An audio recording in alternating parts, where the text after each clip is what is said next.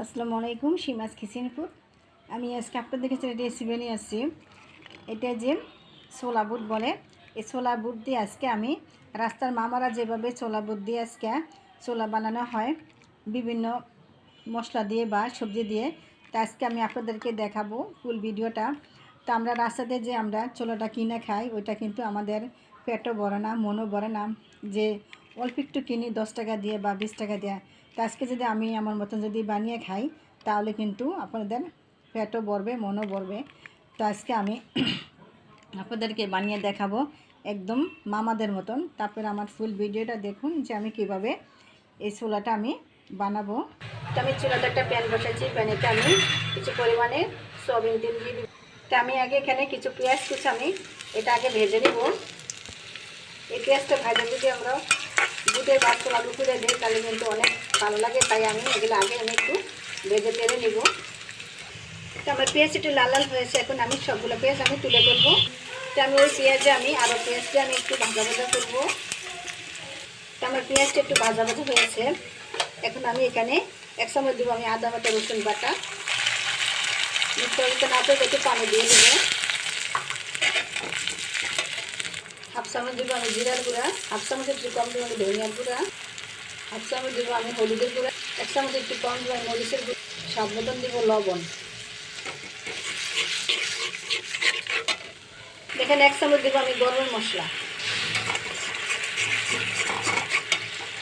তো মশলাটা আমার হয়ে গেছে, এখন তেল ছেড়ে দিতে আমি এখন ছোলাগুলো দিয়ে দেবো।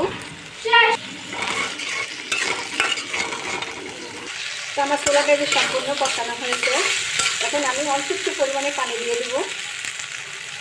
পানিটা আমি বেশি দেবো না, অল্প পরিমাণে দিয়েছি। তো আমি এরপরে 2টা আলু এইভাবে চটকে দিয়ে দেবো।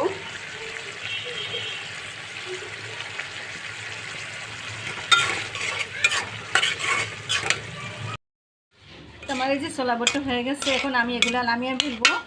লামিয়ে একটা প্লেটে নিয়ে নিব। নিয়ে আমি প্রথমে দেবো আমি পেঁয়াজের ব্রেস্তা দেবো, সার কষা দিব, আমি কাঁচামরিচ কুচা অল্প একটু পরিমাণ দিব, বিট লবণ দিব, ধনে পাতা দিব, আমি কাঁচামরিচ পেঁয়াজ তো দেবো আমি একটু লেবুর রস। লেবুর রসটা কিন্তু আপনার এই যে এটা ছোলাটা কিন্তু স্বাদ করে। তো আমি একটু দেবো আমি অল্প একটু জিরার গুঁড়া, ধনিয়ার গুঁড়া ভাজা। সর্বশেষ দেবো আমি একটু এটি সরিষার তেল। তো আমি এখন সবগুলো একসঙ্গে আমি মেখে নিব।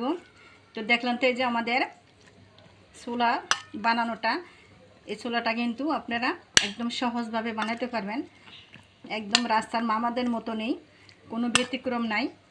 তা আমার মনে হয় যে মামাদের চাইতে আমাদেরই ছোলাটা মানে একদমই ভালো হবে, মজা হবে।